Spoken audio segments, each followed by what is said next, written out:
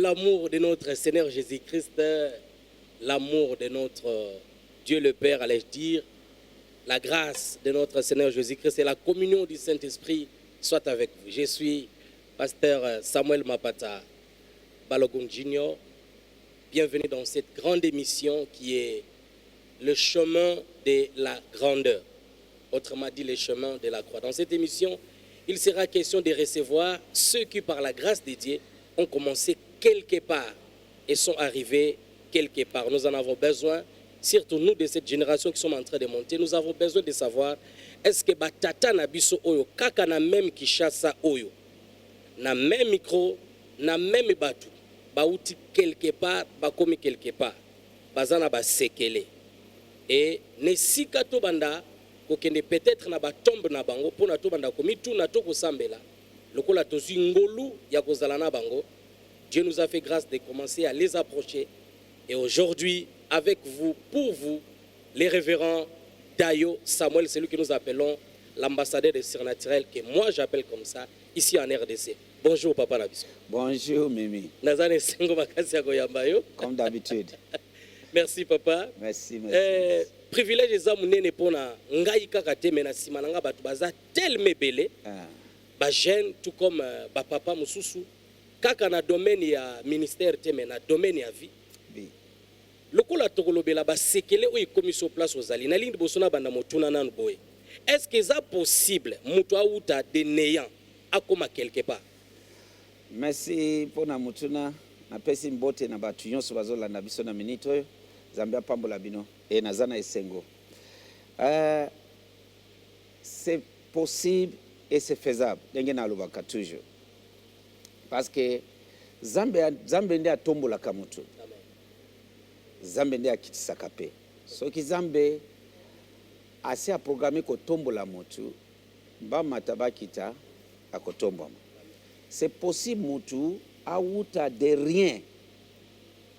Et Zambe atombola ye likolo. Biso tozaba référence. Tozaba témoignage. To wuti de rien et lelo. Ezate ki na wuti na famille moko pauvre, très pauvre. Par la grâce de Dieu, mon papa, c'était un grand namboka na biso.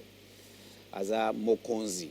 Neti na koli na ba garde corps na bandako. Na koli soki na koko trouver photo na ye omona ye na ba pete na ye, c'est un grand. Aza na ba garde corps, aza na ba chauffeur tout mili ba soda. Batika biso na mutuka ya ba soda wana na école ba ekozwa biso ye aza na musala. So tolala kana ba garde corps, tolala kana ba minduki boye na ndako zomona pistolet na ye ma minduki mlai. So mais na moni oyo Zambe asali na vina ngai. Au fait que papa nanga kufi tango naza 18 ans. So naza jeune. OK. Mais depuis là naza na mutute. Nyonso naza lelo eza Zambe. Oh, glory to God. So Zambe akokiko tombola mutu de rien atombolio ti likolo na miso ya mokili e apambolio. Zambe asala ka mutu. Obota mindenge nini? Obota mindenge nini? Merci. Histoire ya kobota manangai eza mystère. Eza mystère pona nini? Eza na connexion là où nous sommes ici au Tobengi Congo. Na botami na mboka moko Tobengi Jos na Nigeria na Plateau State. Eza province moko babengi Plateau. Et ville wana eza kombo nango Jos. Eza bisika ba mindele baze belé na Nigeria à l'époque parce que eza malili. OK. Malili tellement que okomona ba koko bazo mela ba koko ba illitré ba mikolo mama papa ba mama koko ba melaka siga wana ka pona malili leki. OK. Et comme même 0 degré parfois. Oh. Oui, mais en Afrique en Afrique awa ka deng tozana ngo na Goma na Kivu awa. So eza malili mingi. Place wana ndi na botami. Tango nga na botami 1965, mon père était ici en tant que MONUSCO awa na Congo. Awa na Congo. Oui. Eza Congo à l'époque. OK. Avant ya ko baluka komi Zaïre na tango ya Mobutu. Eza ki Congo. Ko bota manangai a accès azalaki awa. Camarade na ye nde asokipena ko bota manangai. kofuta banini ya hôpital tout ça. So depuis na botami camarade ya papa nanga wana oyo afuti ba biloko yonso ya hôpital parce que papa azalaki wana Congo abenga kangai Congo boy. Congo boy. Oui. Congo boy tina koli Congo boy. Na nayoka ya benga ngai dayo. Samuel. Je me rappelle ti na komi pasteur na se ya papa Oedepo tokena assistant pasteur azaki avocat kokele omona ye à l'époque. Wana ayoki kango papa abi Congo boy teki amoninga Congo boy. Oyebi ba disciple musu bazaka fils de tonnerre. OK. Bana kake alinga kanga munoko azoyeba te ke aza papa pona nga. OK. C'est un homme de Dieu, s'il vous plaît, avec tous les... Wana Tali alobi, c'est mon fils, toi tu me dis c'est un homme, mais c'est mon fils, c'est Congo boy. Vraiment. A corriger. Après, ça c'est mon père. Il y a bien le côté. Il fallait expliquer que Moutoua Fouti, maternité, yoso yo. Ayebi révélation ni derrière Congo boy na yewan. Soit bien un Congo boy. Mais moi je suis là, je suis en train d'évoluer. Or c'était prophétique. C'était prophétique. Nazana se ya papa fidèle. Na saliba musala na ba place belé. Maïdougouri province mususu. À un moment au Bomosho. À un moment à Tininga na Nairobi na Kenya. À partir de Nairobi na Kenya Uganda, yoso wana mission de service. Na se ya papa Oyedepo. Tokoma wana. Voilà. Tokoma wana. So kobota manangai e salami na ville wana tobengi Jos. Et c'est ainsi que tata wana oyo afuti ba biloko ya maternité tout ça. De abaniko benga ngai Congo boy. Et okomi chrétien ndenge nini avant to mona yo lelo na Congo. Okomi chrétien obongoli muto oyambi Yesu ndenge nini. Voilà. Circonstance e yamsi ngai Yesu eza si ma papa akei. OK. Vie luxe tozanango et diminuer moi muke. OK. So esali ke na koko lobate dépression. Mais quelque part naza na vie oyo toza komene wana lisusu te. OK. Et naza na mutu te. So na komi na ba camarade ya denge parfois tozo mela bangi ba biloko wana yonso wana na yebi Yesu nante. Tina yeko bela maladi ya mutu. Na beli maladi ya mutu ba meminga passer par là solution ezate. Révérend Dayo Samuel. Oui, moi-même. Voilà, jeune garçon. Na beli pesa e bandaki un samedi, je me rappelle. Toujours qu'il na leki nanga, il est déjà mort. Et na katia bis mutu e baluki. Voilà. Ye abetelinga masolo. Alors na katia bis na baniko yebsa ye leki nanga wana. Entre ye nazara leki nanga ya mwasi na Londres. Okay. Ye nde za entre ngai na ye. OK. Abi na bis yaya obaniko yebsa ngai. Tala batu yosu bazotala ngai pona nini. Na yebsi ngai ke yaya bazotala yote no bite. Regarde tout le monde ici bazotala ngai. Ko banda yonso yango wana. Eye tozokende po ye a partir ya place na zonge para yaya liboso ye akende na place mususu. Tanwa komi kuna yebsi alobi ndenge nazomona yaya za bien te. Na kati ya bus kabo ya lobi batu yonso bazotala ye. Na yebsi batu bazotala yo ndenge nini. C'était comme ça ebandaki. So nazaki pa yaya ti pokwa après nazongi na ndako. OK. Nazongi pe ngai moko. Mais naita wana, ce que je dis, je sens qu'il est un homme mukolo mutu muindu nasuke bele na mandefu azolanda ngai na sima atana kati ya bisa azana sima tina kiti azana sima tina komi na lupango ya ndako azana sima lelo nde na yebi ke ça c'est un ange. Amen. Azongi sa tina zongi na ndako tangu nazongi et s'empirer à partir de là nazoyeba eloko lisusu te komema ngai kokanga ngai na lopango tout ça ti bazoyana batu basambela mpona ngai na mukuse mama moko aza chrétien asambelaka na Deeper Life Ministry. OK. Eza église moko ya église de réveil na Nigeria tomenga Deeper Life. Eza ba église ya munene à l'époque wana papa oyede kwa yebani te ba adebo ba bimini ba bazali. OK. Bazana emploi ya lelo te. Ye azalaki ayebani. pasteur Kumui, maman wana assemblée à Kapane. Aye ko approcher maman ngalobi, est-ce que je peux prier pour ce jeune homme? Alobi oh, est-ce que baboya ka prier? Assemblée, maman wana assemblée abimina lopangu na biso place bakanyinga akei 5 minutes quelque part na zongi. Na zongi na baniko lela na moni ba mama azolela. Grand frère nanga azolela, bande nyonso bazolela po na zongi peza mayele zongi. Miracle instantané. Instantané salami. So, c'est un peu ça. Tango eloko wana ekomelingai nde epusenga na bana sambela. Na baniko kende église. Ti papa oyo de kwaye kofungula chapelle de vainqueur oyo to yebi mondial lelo. Afungole yango na bala ya ndako na biso. Naza parmi ba premier fidèle. Na tango wana atindi Reverend Afolabi. Afolabi nde pasteur missionnaire batindaki. Okay. Et na baniko sambela na bango na koti na chorale na engagé. Mais avant bango baya na fréquenté église, il y a pasteur moko, c'est un ex-musicien à Bongoli Mutema, yepe a commis ko sambela. Église réveil. Okay. Na eu baptême de Saint-Esprit. Okay. Un vendredi chez moi à la maison. Wow. Maintenant tant on a commis une église. Tema ki nazo sambela mingi vendredi na 13h30. En priant comme ça dans ma chambre, monoko nanga baluki na baniko loba na monoko asika. Glory to God. Na yebi kutite. Ta on a comme une église dimanche azoloba ke baoyo balimba yamba Yesu.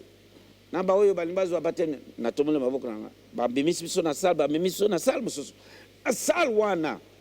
Na expliquer makamyo so baptême Saint-Esprit tango alobi boba na avant kutu ngana panzani mabo shanda ba ya tegelebe kende keli babo. Atalinga lobi yozo lukadini awa yozo deja baptême longo awa nyoso wana na nina confirmer est-ce que makambo oyo na zui eza réel ou pas. Okay. Siko tango papa yede kwa eko fungola bala mako na kati kuna na bandiko samila kuna na komi fidèle ka wana de na bandiko kola tout ça ti un jour abengi singai alobi zambe azoti ajebisi atindanga na mission. Okay. Na atangi missionnaire na église moko na province. Okay. Tobengi Meduguri. Wana des places na lingina koma. Voilà. Mais en attendant soko yo kozwa biso na nzela ozana chemin de grandeur to yambi pona biso lelo les révérends Dayo Samuel oyo aza lipamboli munene pona corps de Christ pona yo mutu ozana ndeko na yo azobela bozomona comme c'est espoir ezate mutu oyo lelo aza papa ya bana ebele mutu oyo lelo na nzela na ye basi kobota totangi te batu kobonga totangi te batu bakomi ba pasteur batu bazopambola batu na nzela na ye yoka lisolo ya place Yesu alokoti ye soki ozana eloko te na maboko ko betela Yesu Masia akozwa mutu oyo abeli mutu lelo akomisi ye mutu ya nkembo pona mapamboli ya batu ebele. Mais papa na lingi to continue sikoyo ozana se ya papa na yo na ozana question moko par rapport ya ba papa ya molimo. Parce qu'il y a vraiment des jeunes qui nous suivent, oui, et qui sont aujourd'hui un peu na kataba désordre na côté wan. So au vandi na sia makolo ya papa David de Depo. Okomi pasteur ndengeni. Merci. Nazaki na sia papa, nazo évoluer fidèlement. Nazo servi na vie nanga mobimba. Azo formé biso net militaire. Ozana ngonga te pona yo moko ngonga nyon seza pona musala. Omona, nous sommes là parfois 1h boutou avant tozonga na ndako. Et 7h d'ailleurs 5h tout la muki pona prière matin cute matinal. Et na zanga kate. So tozaiki na formation wana et ce coaching na makila. Un jour, un samedi, kaka bengi ngai alobi babenga ngai na ye na bureau na ye obi fukama na misu ya ba staff na ti réunion ya staff aba chenga na lo mutema yo ozokende na Meduguri ka bongo a imposé nga maboko sur place kokende nyonso yango wana tokei tobandi musala kuna boyende na bandi. Mais oyo ya appel nangai, okay, c'est autre chose parce que wana c'est ozana se ya papa na yo ya molimo. Okay. Na se na ye Dieu m'a parlé avant kutu na bima na Nigeria et na se confier na papa Afolabi Kaka oyo aza pasteur na ngai ya église ya chapelle de vainqueur ya Lagos nake komona tala vision na moni te boye Zambe alobi azo memanga na mboka oyo na yebi monoko na bango te mais tango na okoma kuna na koyeba na te mais avec le temps na koyeba na neti Coca-Cola abina zo tinda yo de ba vision yo nyonso na yoki yango et il m'a parlé na ke komona papa Afolabi alobi OK Zambe alobaka na ye mais yeba que Dieu t'a parlé ce n'est pas dit que c'est maintenant il faut prier pour Nangonga parce que ce que bandi avant est compliqué ce que bandi peut retard est compliqué donc Zambe alobi mais il faut zela ngonga papa malgré que na lobi Zambe alobi linga na zeli 5 ans oh oui 5 ans 5 ans avant Nayako Longwa finalement so c'est comme ça so cette vision Dieu m'a donné personnellement et il y a une dame où Nayebi était azangame na mona kainete angelo yepe ayeko confirmer alobi Dieu t'a donné une ministère de délivrance de surnaturel oza Moïse yako libérer ba peuple ya Zambe alobi e makamuna yonso pe soki na talisi na oyo ayesingai ekokisami e balani et lelo nazo mona yango amen voilà et papa pamboli yo a libéré yo papa nakeko tango na lobby tango na linga longwa na ifsaye makama vision yo albi na ifse ke référence na ngai poyeba ke ezate ke lelo na lamuki OK nazo kende na bi papa na sina partager vision yo na papa Afolabi okotuna ye ça fait 5 ans na banzi a consulter après aussi assistant na ye bishabio ye ba bengi papa remu balobi ba libérer ngai papa molingai et mukolo na ke komona ye un jour bazawa na bazo swaka na alobi ozokende afrika na alobi nazokende alobi tu vas réussir wow so parole wana evandi ti lelo papa pardon avant toi avancer non seulement pour toza bana na yo mais lelo na yambi lokola journaliste baza lokola neti mutu totala ko na télévision oui to yoki olobaka parole oyo mingi est-ce que c'est important na mwana azala na papa ya molimo c'est comme si on repose trop importance na papa non est-ce que réussite na yo na ministère est-ce qu'il y a la place de ton père spirituel papa est très important na makambo yonso esengeli mutu azala na papa il faut esengeli mutu azala na kid il faut mutu azala na maître naturellement tobotami na miboti te omiboti te mutu ndi aboti yo mutu wana obengaka ye nini papa na molimo il faut ozala na papa c'est très important mais na monde ya ba monde oyo ozomona ke azana mutu boko a initier esengi balobaka OK voilà faut ozala mutu c'est tout à fait normal importance nini parce que Yesu par exemple tokene na makomi OK a wuti montant de prière abaniko bengsa yo la nangai la parole de Dieu nous a dit clairement a bengisi ba yekul na bazala pembeni na ye po akoka ko former bango parce que yebi ke dans l'avenir ako libérer bango so bazala ki pembeni na ye bazo mona dengi azo sala makambo tango a libérer bango bazala ki déjà mûr bakomi ko reproduire dengue Yesu abani ko sala tellement que ba moni ba yekul na ye bazo sala action malobi ba oyo bazala ki na Yesu Masia so c'est ça l'avantage tala papa na yo tala ba sala Zambe ebele oyo bazana formateur te bazana ba papa te bazana tata te ba vandite na se ata batata otala ministère na bango au moins la différence référence ezate azo tâtonner dans le travail azo sala n'importe quoi ba umela kate omoni ba mati bakiti mais oyo peza vandina tata ayekoli na se tata bakenda kaliboso bitumba ya kaka mais omoni bazo percer toujours yes. parce que aza na référence ce qui a commis un croisement de chemin azo yeba quoi faire lisusu te atali tata. Yes. Tata tango aleki boye asali nini, tango eloko boye komeli tata asali nini. Toujours c'est ça. Ce ne sont pas des hommes très forts aussi, et ça seulement choix ya Zambé, appel ya Zambé, mais eloko moko ezama kasi na bango bazana référence. Yes. Et lelo Yesu a sa référence principale pour Nabiso. Amen. Mais à pas ya Yesu, il faut tous là-bas tata oyo tozo talabango comme référence. C'est très important pour toi na tata, sinon okobunga na mokili oyo. Merci papa nangai. Oui.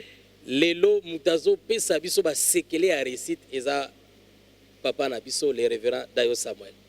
Ba question eza ya ngai mais ba réponse mingi eza ya na banza mosala na Nzambe déjà bandi komona moko makambo zo sala ki ministère mo emati mo ekiti. Est-ce que papa zali? Voilà. Est-ce que zolanda selon papa? Papa siko tango ye lokola papa na yo aza millionnaire apesi yo bambongo nyonso ya mokili oyemba la moko tongi nyonso tozomona.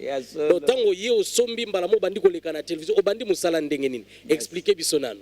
Merci. D'ailleurs, je vais te dire que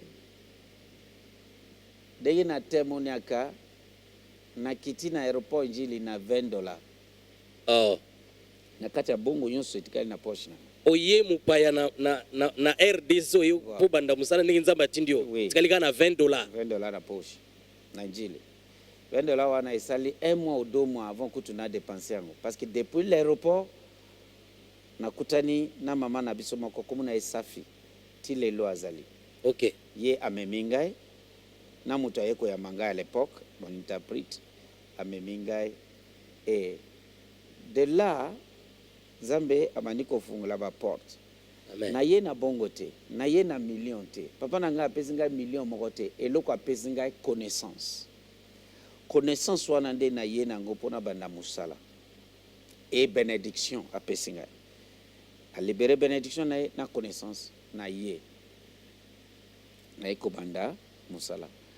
Mukolo ba libéré ngai kutu bapesi ngai ka bongo a transport. 10,000 naira. Oh. So itolobi yango ezaneti $120. Est-ce que wana eza bongo ebele? Atamu. Eza bongo ya transport 10,000 naira. Voilà. So na ye bongo na kutu esilaki déjà na Nigeria avant kutu. Vraiment. Na déplacé. So tant na ye na tikali na $20 et na ye na bandi denge Zambia achena mutima na ngai by call to bandi ko tourner by call à l'époque. So eloko na lingi batu bayeba. C'est pas question ya bongo. Merci. Que oye na bongo ebele dès qu'on va au ministère. Non. Eza appel d'abord. Est-ce que Zambia atindi yo? So ki Zambia atindi yo te aza simana yo te.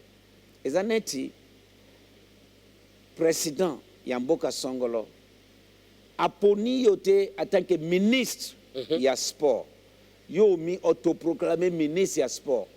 OK na stade par exemple, OK imana na vita bazobeta olobi na pesa ka exemple wana olobi bo beta match le lote ndeko avant kutu ba policier baya kosunga yo ba délivrer yo basi ba beti yo ba buki yo minu nyonso na maboko yo nani oya kotele misabiso to beta te parce que bazo reconnaître l'autorité na yo te.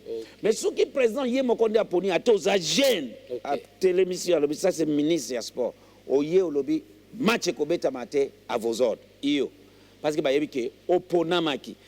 De même na makambo ya molimo soki Zambé atindi yo te ba démon bana bandoki ba komonisa yo passe parce que bayebi ke ozana couverture te ozomona mais mutu oyo Zambé atindi mutu oyo Zambé aponi apesi e commission apesi e mission azana couverture ya Zambé azasima na ye. C'est ça que tango na ye makambo yo se bani kofungwa malembe mais ce n'était pas facile. OK. Papa, ce n'était pas facile. Namoni bitumba. Namoni makambo ya denge. Komata.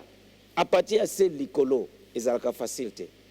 Ezaneti mutu azo mata na ngomba. Ozo pema. Parfois obaye. Parfois otalisima. Oh, na uti musika. Nazonga sima. Non. Nazo kende kaka. Ezalaka bongo. Je me rappelle na Cape Town. Na bana nanga milimo na biologique. Tomati na ngomba moko babenga ngo Table Mountain. Et ça biso 12 heures komata na montagne wana. soki osali erreur okoyi obaluka bato mosusu bakufaka. Wow. Okoma se okufi. Mais toza ba mibali sauf ma fille. Tozo mata. Ezo 12h30 minutes. Poto koma likolo. Moto moko tokuta ina bato mosusu. Azo tunanga uzambula boni na lobi na za 50 ans. 50 ans ozo mata boye. Obi oza makasi. Amen. Et to comité likolo. Na to komi eza fête. Vali ko fêter ke tomati. Mais papa eza défi au mata. Komata eza facile.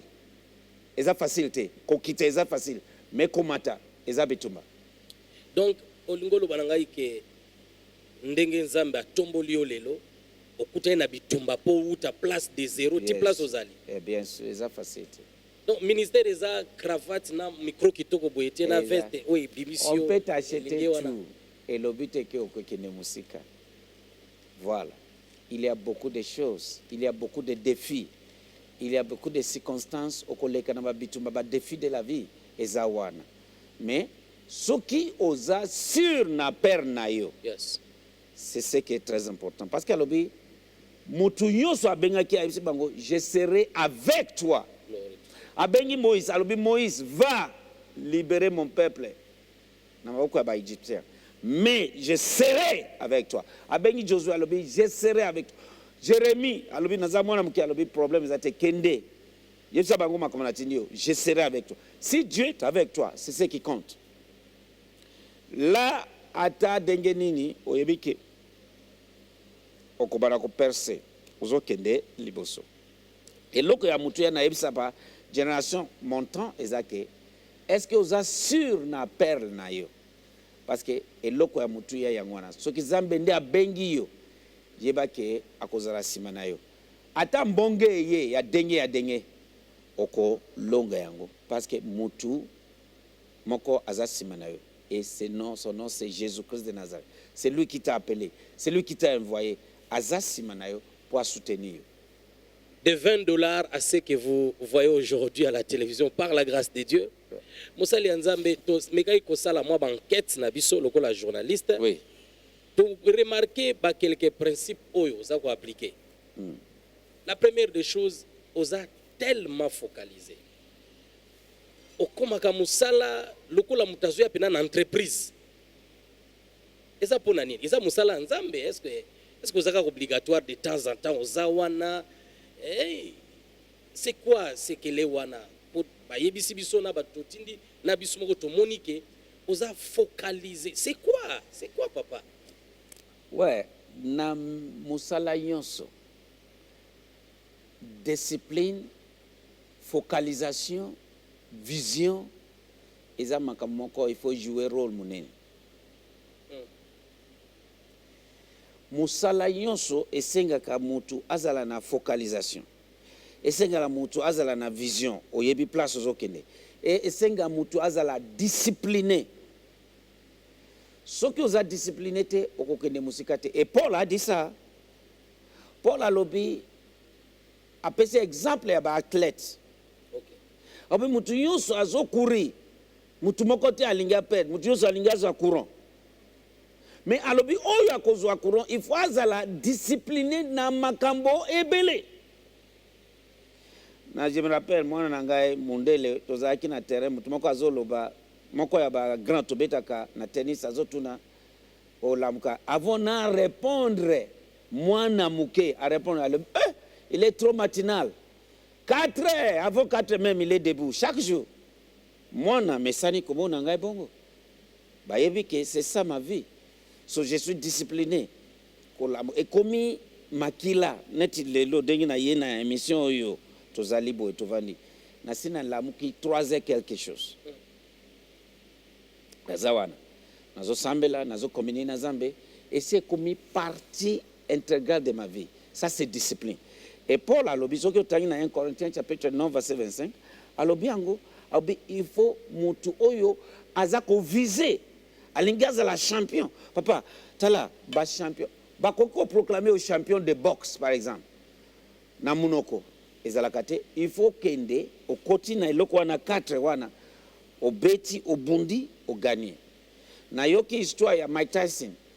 soki azana bitumba asalaka entraînement 6 mois avant chaque jour 4 azana balabala azokima jogging soki asili ayeko beta basak wana azobeta ayoka bien te chaque jour 6 mois avant maintenant akomi kuna akosi mutu na premier tour bobeti maboko mais bomoni te bapasi amoni avant mokolo wana 6 mois pona bitumba ya peut-être 1 heure de temps mais prix il y a 6 mois c'est ça de même na musala Zambé il a le prix à payer malgré que Nzamba bengi voilà malgré que Nzamba bengi soki te oko umela te papa bitumba ezali baoyo bazo lukayo ezali ba monde atene bazo lukayo bandoki bazali baoyo tobengaka ncho bazawana bako net Samson batindeli ebasi yeba ke Samson avandi na yeme batindeli Delilah batumoko bazali ba financier Delilah so tout cela ezaba bitumba ya ministère ezali tokutana nango nakutani nango ebele tokutani nango ina rien à dire grand yoso azomata yango balobi po babenga yo général ifozoka général ti azalaka général o ba général lukuta oyo bazoki wana baza général te un vrai général il faut akine na bitumba il faut akine na champ il faut azala ba cicatrice ezalaka bongo voilà et yango wana alobi mutu yoso azowela courant il faut azala discipliné dans tout nakolala nakolia nakobima nako oza discipliné il y a des lieux nakokende boyete parce que nayebi ke naza mutu lelo batu bazotala ngai je veux pas partir ces lieux là boye il y a des lieux ouais peut-être sport au moninga na culotte normalement nakokende obeta sport na veste so vie nanga eza discipline na bimaka naza na camarade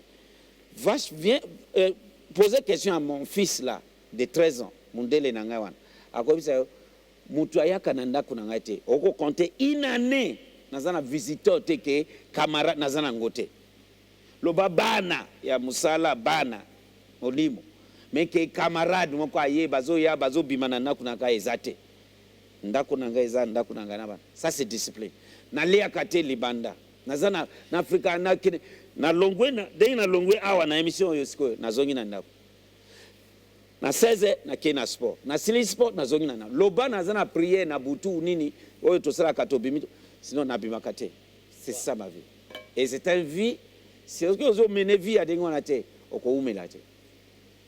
Le révérend Dayo Samuel, le Seigneur l'a appelé dans le ministère.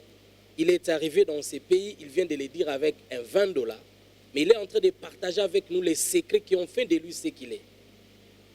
Nabanza bino ba jeune ya génération tozo mata ebele bo bengi ngai bolobi toza penza na posa to yoka bino bo benga bango ba vie biso benga bango ba père ba vie to ba père balo moko eloko e choqué ngai atambola kate out ko lobango sikoyo musala na ye ndaku na ye lien na ye de prière soit sport mais aza focalisé papa eloko mususu tolingi to mekato yeba parce que ngai pe par la grâce de Dieu naza pasteur. Merci. Ba jeune ba pasteur bazali. Par la grâce de Dieu appelle les ali. Oui. Ozomona pe parfois mbongo pe zomona. Ndenge nini na ebite so na lingala ko tsango ndenge nini. Comment faire avec l'argent pour réussir net ndenge par la grâce de Dieu nzamba ke na bino boye. Mbongo na ngai ya liboso mbongo ezokota na musala ya nzambe. Naza locataire naza pe na besoin ya mutuka neti yo quand même naza na besoin pe ndako ezala climatiser na ebandeli ya ministère comment how to do with money comment fona zala na mbongo na kati ya musala. Merci nakotanga verset biblique oyo nakologa parce que dans la vie en résumé discipline omoni ebele ba pasteur bazo krake na minute oyo. Oui. Parce que entrer et kangami. Voilà. Coronavirus. Voilà. C'est là où la discipline est un mot majeur.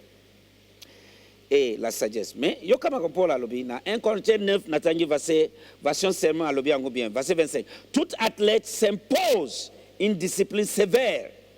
dans tous les domaines, dans autour d'une question. Oui. Dans tous les domaines, et ça la financière, dans tous les, il s'impose une discipline sévère dans tous les domaines pour recevoir une couronne qui pourtant sera vite fanée.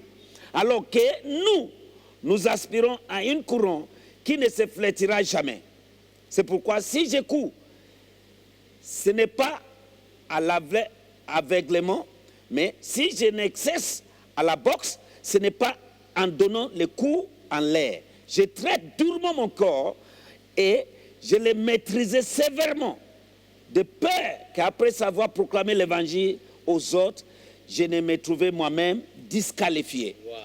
Alors, je m'impose une discipline sévère. Papa, eloko nyonso eza na tango enango. Bana nga bazawana alobaka. Papa, gladio nazawana. Walelo azawana. Aza nzoto nati tata nanga mukolo, mais aza leki nanga musika quand même. Naza papa pona na molimo pe na musuni. Na sombele mutuka. Par exemple, zela na ozonga banka mangona. Asale accident, je préfère namona yo vivant. Soki mutuka nde ekoboma yo. Ngai na kusomba lisusu. Je préfère namona yo vivant boye nazo simla namoni yo vivant. Papa, la vie est à un niveau, la vie est à une taille. Nalobaka go mutu na mutu akata veste na ye selon son taille. Génération montant, il faut bailler baké. Bato ebele ozomona boye akomi kotambola azosala boye abandi bongote. Oba mususu eloko azolula wana kembo wana azomona lelo nde azolula.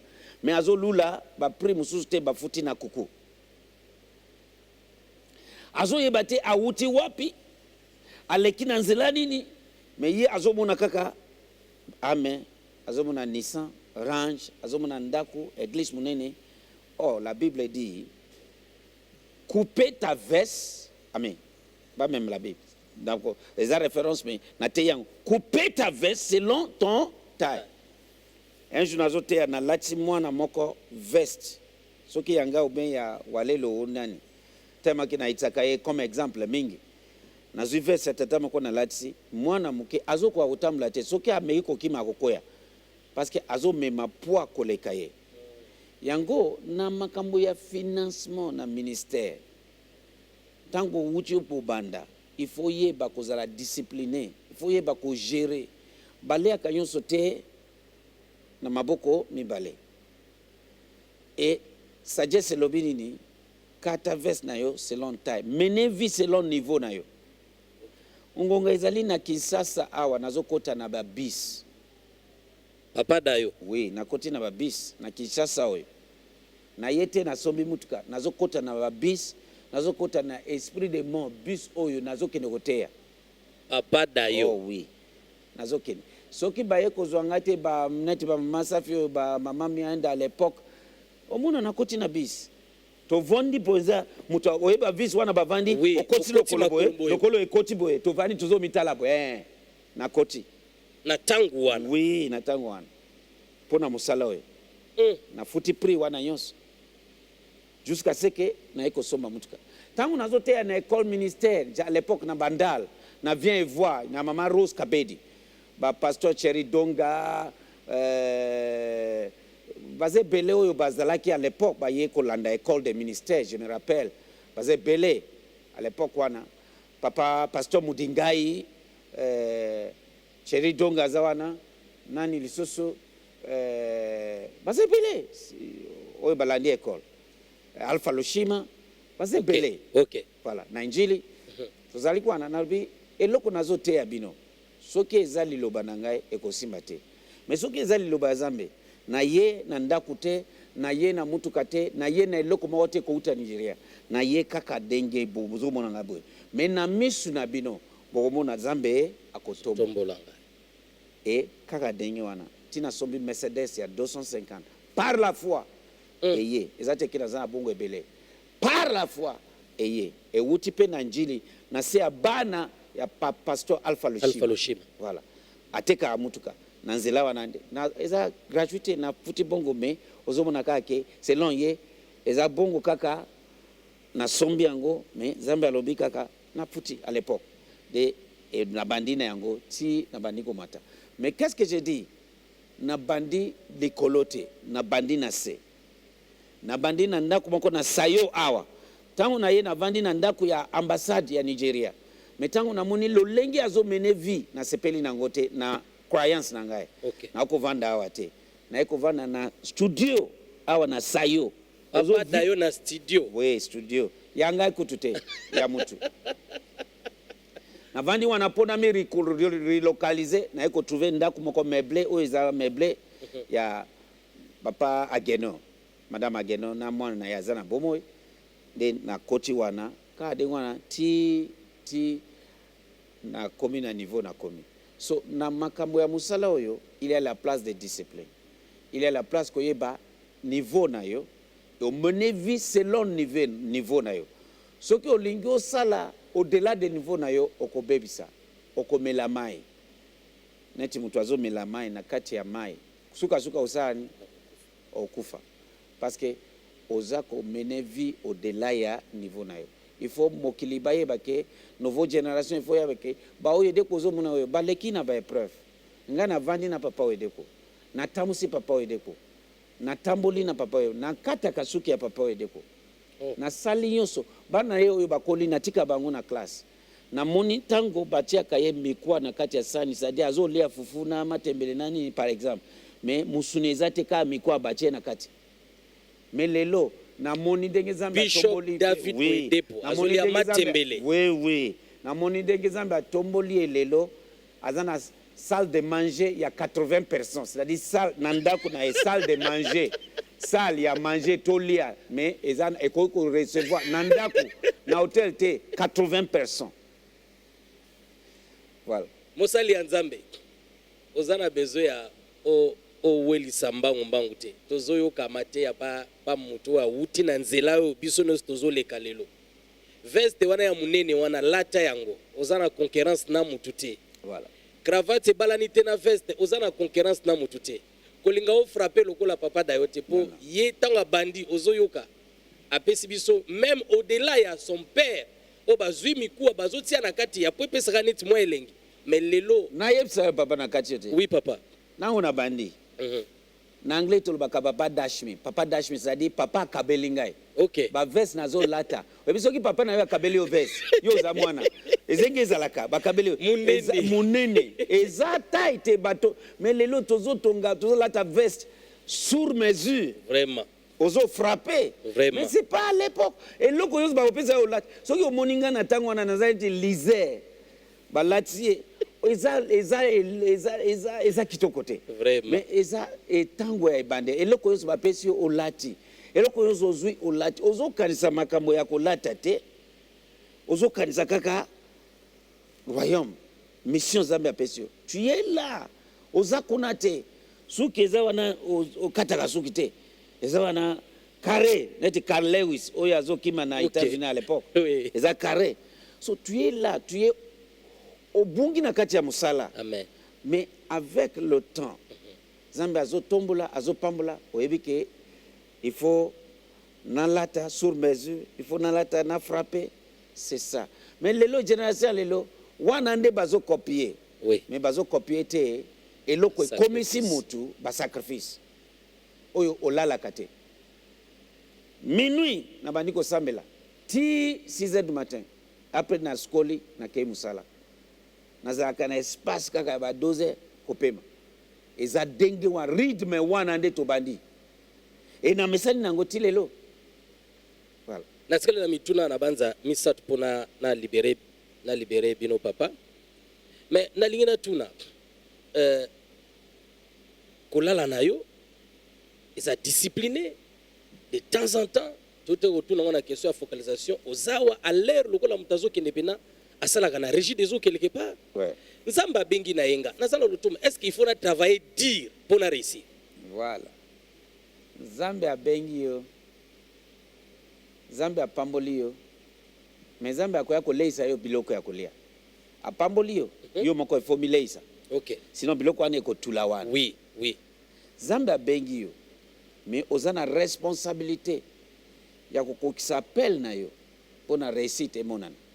Ye moko alobi je serai avec toi. Ntango abengi Jérémie alobi naza mwana moke, alobi te koloba te ke oza mwana moke. Va atindi kende koloba eloko natindi yo. Mais moi, c'est-à-dire kende na mission natindi yo. Dieu nous a appelés, mais nous avons la responsabilité de respecter mot d'ordre wana. Va. Yonde va. Va. Alors, va aller prêcher l'évangile dans toutes les nations. Je serai avec toi, confirmant les paroles avec des signes et des prodiges. So, Zama Bengio, mais il faut auto ça, go, va. Il faut qu'il y ait. Sinon, mission wana est réussite. So, parce que Zamba Bengi au croisé. Et là, comment quoi, il faut prêcher l'évangile. Il faut qu'il y ait, il faut tout ça va. Réciter le mot. Il faut qu'il y ait, il faut Lucas. Bah, yena batu, au sambeli. Biksa batu malade, au sambeli pona bango. Sinon, comment on a bika moitié. Ozalaga ozoyamba 70 personnes. 100. 100 personnes. Donc, personnes. on a pèse à 100 par jour. Musala pesa. Na telemipe de 8h là, attends, à 8h ou 9h, nazawa na ogoza wana ti 14h, ti 15h. Par l'époque, même ti 16h. Donc, résultat, ils ont libakouté, ils ont par hasard. Il n'y a pas de grandeur oyo bazwaka par hasard. Bana mi bale baeko, bayena mama na bango ya komona Yesu. Mokozi Yesu tika mona na ngai moko avanda na droite na moyo na gauche Yesu alobi. Mama eza boete. Eza boete. Celui qui va s'asseoir oyo azoluka position à grandeur abi doit servir. So service eza c'est clé à grandeur. Il faut servir moto abengio na motema mobimba. Yende a positionner kamotu selon service. Abi si tu les sers alobi okozanga te kolia na komela. So kezamba abengio lobite ke croiser, il a la part de responsabilité où il faut ça là chaque jour. Même tango komi grand, il y a des choses il faut ça là sinon que komi grand lobite ke okotika la grand. Au matin na escalier lobite ke okotika na escalier wana soki okebite okokoya. So il y a des prix à payer à chaque niveau. Quand tu es ici, quand tu es au milieu, quand tu es là-bas, il y a des prix à payer. Prix nazo futa tango nazana se, eza angote nazo futa lelo. Tango nazana se nakoko kende partout na lingi nako sala nyonso lelo. Naponaka place na kinaka. Naponaka nani akoya kosola nangai. Na dimi yo so nangai. Yeah. Mina ndimaka batu te ba journaliste bele basiba ye ndimaka bangote. Yo ndimi yo poza mwana. Amen. Nandimaka journaliste atabo yo lobby nini na ifsi ok Zambia lobby na kokite. Et c'est ça la vérité. Voilà. Mais yo zamwana nandimi. Mais ba musu na ifsi bango. Et c'est la vérité. Papa outkoloba eloko moko o servir mutu abengi na mutema mobimba. Oui. To monaka mingi na à l'époque tant ozo sala ba campagne atmosphère de miracle ba fiche mingi bazo tia ozo lela. Bolingono na Yesu, c'est comment votre complicité avec le Seigneur? Pourquoi c'est comment ozo kaende ngini? Pona yo Yesu azan nani? Papa, il est tout. Acte des apôtres lobby, en lui nous vivons, nous mouvons et nous avons notre être. Et l'okozomona ce qui nazo lela wana, eza raconte inexplicable entre moi et lui. Na yebi place, na uti ko yebisa bana na ngai, na banziye. Quand 2 jours passés, nazolanda témoignage, c'est avant confinement. C'était un de mon fils Habib, ayambi maman moko, maman wana azana kyste. Azopesa témoignage denge kyste limwe, ba uliko laksango na Samash TV pendant quelques jours. Denge kyste limwe, maman wana en plein témoignage abandi kolela. Moi, na bandi na salon nanga nazolanda ngapi na bandi kolela.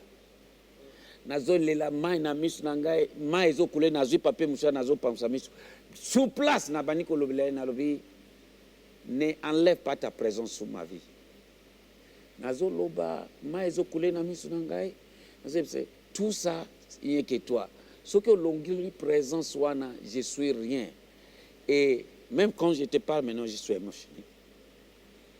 Les gens voient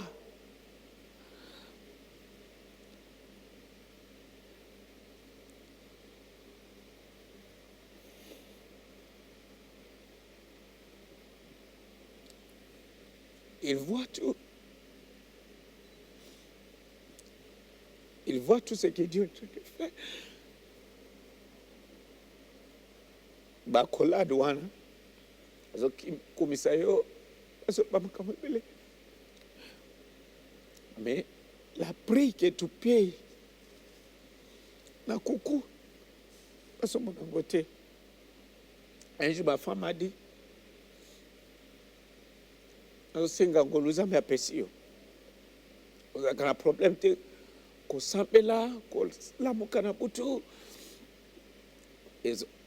Ça fait partie de ta vie. J'aimerais dormir. C'est basé dans un problème ya kolala te. Mais au bonika ake, il faut téléma au s'appelle là. Parce que yebi que ozana bitumba. Yozo pam ozo kangu la babilimo abatu. Mais bazo landa yo. Bazo sepela na yo te. Batu wana oyo bazana monde wana. Bazo luka yo à tout moment. Makamusu sezo komela biso.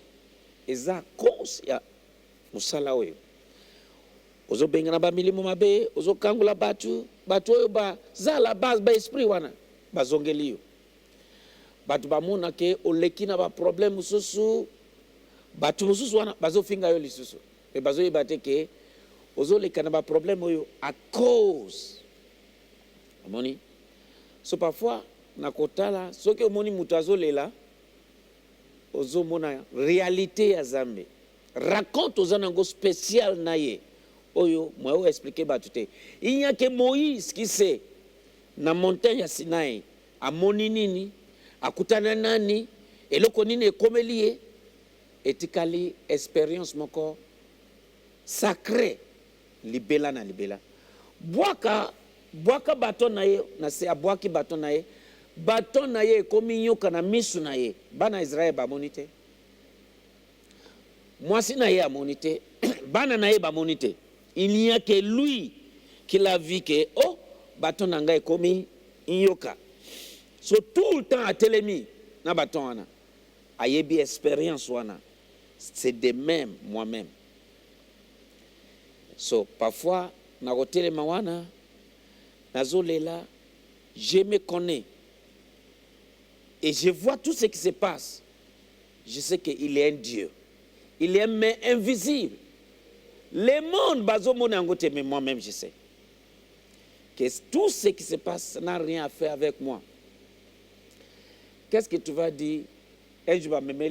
Chef, il y a sécurité. Ancien chef, il y a département de sécurité. A commis AVC. Alors, télématique, ma colo, na leli, mukolo, wana, so iba like si image. Na leli. Parce qu'un jour, il y a un bureau, na lobeli. C'est makambo ekomelinga na kosambela te komela yo. Mais Michel bongisa nzela na yo. Nazolobela ye nazolela. Je suis comme ça. Un jour na lobei walelo azawana zoyoka. Na bureau na ngai. Na leli timos na ngai kariski oh mais ozolela na yo ki ozoganga neti bazobeta yo. Je suis comme ça. Quand je vois quelque chose, il y a des choses, ils ont les sayo, mais ils ont mon danger, liboso. Papa a telemi, na katia foule, azo mona. Mwana na ye, poa mona ifo amema ya che na mapeka. So ya chema mamplatisi mona na mapeka, mwana pe akomona dengi papa azo mona. Mais parfois, mwana azana se azo ye bate danger zo ya, mais papa akomona. C'est comme ça. So il y a des choses, moni ele sakamutu, parce que vous avez une expérience, par la grâce de Dieu, ma petite vie, j'ai des expériences. Au monde à Makamususu, des bayenaye, paralysé, AVC, naleli mkulango, après na samveli, un jour na monique, à Zongi, à Komiko Tambola. Tout ça, témoignage est belé. Parfois, na ovanda boye, na zao mitala, deng bazo like ça, au monde ke na vadi wana, banikolela, car comme ça, na zo parce que na yebike, ça c'est Dieu. Ça, c'est pas moi, c'est Dieu. Et C'est pour cela esungaka communion na ngai na ye nazaka toujours nazongaka ata ndenge nini ezongisa ngai ke non zongela source na yo eza ye. C'est ça, c'est un peu ça. Vraiment, ça mérite un ouf. Parce que c'est très profond. C'est très profond. Comme on a papa zo fungole la biso, ba sekele ko permettre biso. Ce que yo kozwa biso na nzela, to comme presque vers la fin, tozana chemin de la grandeur, autrement aussi appelé chemin de la croix. Comment un homme peut partir des néants? La première question était de vouloir savoir est-ce qu'il est possible que mutabanda des néants a comme quelque part bat o baleki na nzela wana moko na bango yeyo tozana e bibliothèque vivant par la grâce de Dieu. Alors oui, c'est possible, mais il y a des principes. Et on a toza ko décortiquer, je pense que ce que lupa qui épisode moko premier séquelé papa lobelaki d'une manière générale, c'était la bonne préparation na kati école papa nae.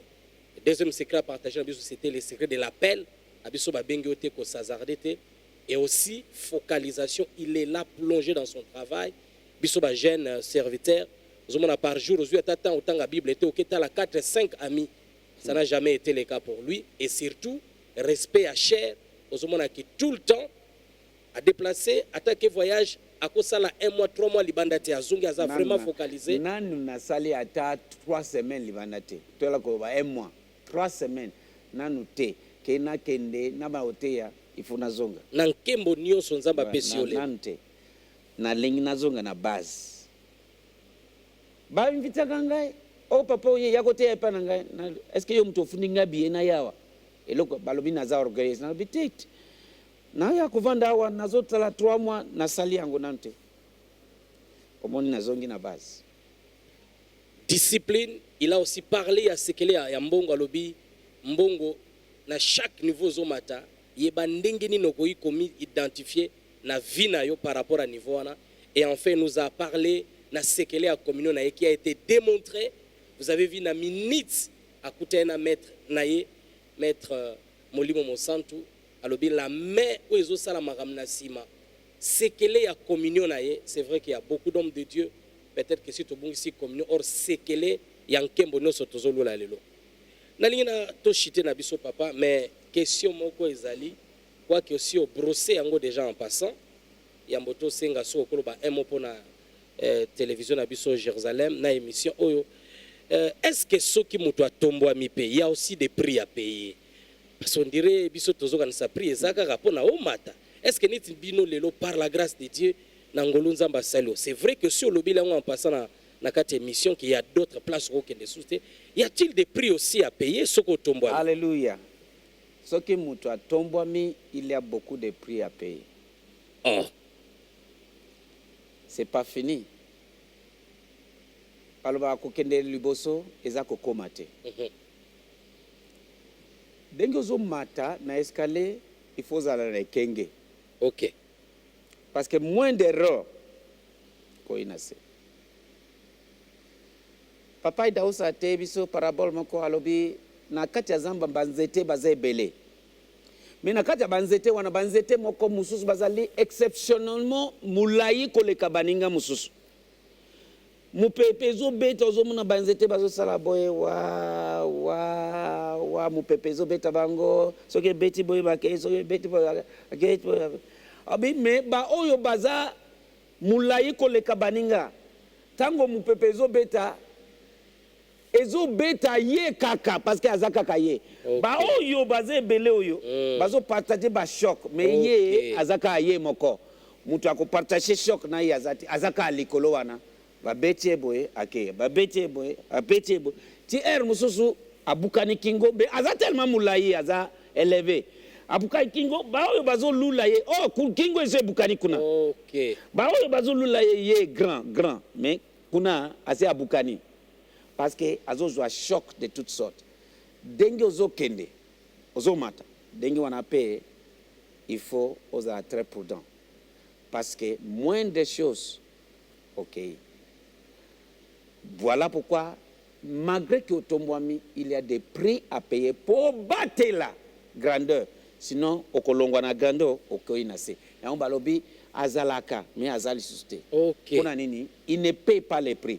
Maintenant, qu'est-ce que le prix? Prix aux payés wana pour matsayo likolo.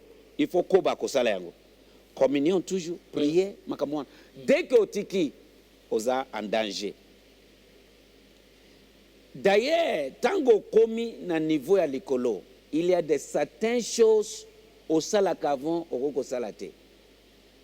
Ba place au fritanga kavon facilement au connaît les sousté. Ba camarade kili ozanango besoin les sousté. Ko bima ozanango po bima il faut peser nazo kende sika wapi na okende dengeni na ko lata dengeni.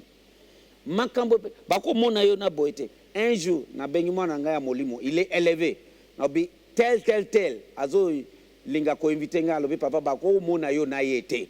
Na bi ah c'est un homme élevé. Azo yebsanga papa lobi bakoko mona bino ata na télévision ensemble na mutu wana te papa soki o meki ko kende na ko tinda ba soda ba yeko enlever yo na place wana. Abi ah bon nano alobelinga durement comme ça boete. C'est un de l'info. Il me respecte beaucoup et c'est une autorité. Mais ayesinga pourquoi alobi niveau na yo bako mona yo na mutu ya boete. So tala nan tala ba prix oyo batu ya dengi wana bafutaka oko mona batu neti président oko mona bango n'importe où te de même il y a des prêts à payer, il y a des choses au linga ko sala mais à cause ya grandeur oko sala ngote pa ba biloko wana ndezo bebe sa grandeur ezo kitsa batu malembe so yango wana beaucoup de prix eza ya kofuta selon niveau ozali et peksayo même obima kovanda na ba terrasse oko kendete oyo avant oza libre parce que komona yo batu bakokanisa nini bakoloba makambo ya dengi tala tomoni na terrasse tomoni oko bana mema ba basite na ba mutuka soki oza mobali bazo bakomona yo te parce que malgré mutema no malamu malgré mutema no malamu batu bakokanisa n'importe quoi net maintenant ebele bamona kanga na balabala na partout tonto kanga photo na yo moko amoni ngai na sport terrain sport papa na ninga ka photo na en tout cas molimbisi mwena kanga photo na yo itate yo moni makambo ezole kana réseaux sociaux ba lobate ko kutanga na sport na light couleur ba ko loba eloko mususu soki omoni ngai na veste peut-être na église na koko kanga na yo même na église ba pekisi bana na ngaba pe na yebisa bango en tout cas mwena kanga ozala mwasi ozala mobali nazo boya yonso wana eza prix à payer. Voilà. Nalinga kokende okende na place batu bazo kende okende mais ozotala bakoloba nini bamoni wao. So ce sont des prix à payer. Je suis là seulement chez moi à la maison. Merci papa. Tokomi pratiquement na suka. Nalinga ki un mot pour la génération montante jeune baza tellement belé nanzala ko servir mais nzala ko koma kaka lelo soki okoki ko lobana eloko na ninga esa ba génération montante eza ke grandeur epesameli mutu nyonso mais grandeur esengaka ba prix et mutu aza prêté ya kofuta prix aza prêté pour na grandeur. Et prix que tozoloba est continuel. Et si la kate, ça continue. Parce que tant qu'on comme grand, pour maintenir les bitumba, komata, c'est un problème. Kotongandaku, c'est un problème. Otongi yon se finissage pour dédier, pour célébrer. Et là que zo boma biso na Afrique noire yangwana. Totongi balabala, totongi bandako, totongi ba institution, totongi, mais c'est comme maintenance problème. So qu'on maintenir grandeur des problèmes. Puisque problème munene ezali yangwana. Et wana nde ba prix qu'il faut. So yangwana ba génération bazomata. Il faut ba yebake selon niveau na yo. Komeka ko sala eloko bokote pona ko lakisa batu. Non. Kende molo. Étape par étape. Denge zambe azotombola yo. Oyebi ke na niveau nanga na konko vana na studio, zala na studio. Tant que vous tomboli, ayepsinga azalaki na studio. Ye journaliste azotu na ngaba. Ya $20. Mais maintenant, kaboye, za ensemble pour na mutu zamba pamoli mutu ango alobi nazokene nazana eloko ya kopesa yote. OK. Ndako oyo, ndako mobimba. ole nazo garantie nazo na garantie na tout ça na pesio alongo na tudio amati. C'est comme ça kende denge zambe azo tombola yo. C'est comme ça la vie. O mene vie selon taille na yo. Mais soki olingi olakisa bato oprouve bato ozo mi prouvende okokoya. Yango wana il faut génération montomba yeba ke la vie c'est l'étape par étape. Chacun doit partir selon taille na ye. Ozo kende selon niveau zambe azo memayo malembe malembe. Po o miche singa na kingote o mi etufete. Parce que tango ozo mena charge koleka yo okozala etufe. Toye kola na avion. Avion. Pona ni bakata kabiso ba kilo. Parce que ceux qui avion azo mema nyonso tozo ya biso ba passager. On pe bala moko. Yango bakata biso kilo. Ba yebike ako kiko mema poids ya boye po ako ya tetango akokoma lipolo. Yango monaka ba grand ebele. Ba komi donc ba komi kuna bala moko babani ko sala boye. Mais azala comme histoire azalaka pona nini azana poids ebele mais azoko akoporter angote na niveau akomi ko fléchi lo sambo nanga okokitate tant baninga bazo mata yo okokitate yango il faut la sage oyeba ke la vie couper ta veste selon ton taille. Merci beaucoup, vous avez été bénis, nous également. Certainement vous allez suivre cette émission na Jérusalem et certainement aussi na sa marche TV. Papa tozala na besoin ya parole moko ya bénédiction par rapport à émission au chemin à grandeur et puis par rapport à Jérusalem télévision. So ko libérer biso de loba moko. Pona Jérusalem tolobaka la terre sainte dans l'audiovisuel. La terre sainte dans l'audiovisuel. J'ai béni cette équipe de Jérusalem et Visionnaire. Je ne sais pas si j'ai le droit de mentionner les noms. Vous avez les droits. Honorable Serge Kaimbe, Zambia Pamulayo, Naibi Kondiminga en tant que tata, et na zope sa témoignage na yokutu na mwasi nanga na lubi, il est toujours comme ça. Soki abandi achia kazambe liboso. Baraka abandika abongo na boite, eza honneur pour nanga, eza privilège pour nanga. Zambia Pamulayo place ozali, et na pamboli ba équipe yonso na kombo na Yesu Masia. To sambeli Père, au nom de Jésus, na pamboli balandi nyonso bazo landa biso et na pamboli cette télévision Jérusalem. Vision oyo ebandi to confie ngo na maboko ya Zambe, Zambe wana atombola ngo musika na kombo na Yesu Masika. Ekende musika au nom de Jésus. Et cette plateforme ya oyo salami pona ba grand na sambeli loboko ya Zambe est reposé likolo na ngo. Na kombo na Yesu denge za émission ya grandeur lo lenge kombo wana lo lenge wana nde ekende liboso grandeur eza la partage ya émission yo eza la partage ya télévision yo la Jérusalem au nom de Jésus étoile nabino e panza na mokili mobimba renommé ya télévision e panza na mokili mobimba renommé ya plateforme ya émission yo e panza na mokili mobimba na kombo na Yesu. Alors, c'est que nous bénissons et bénis. Na déclaré et pambolami. Au nom de Jésus-Christ de Nazareth, to sambeli. Amen.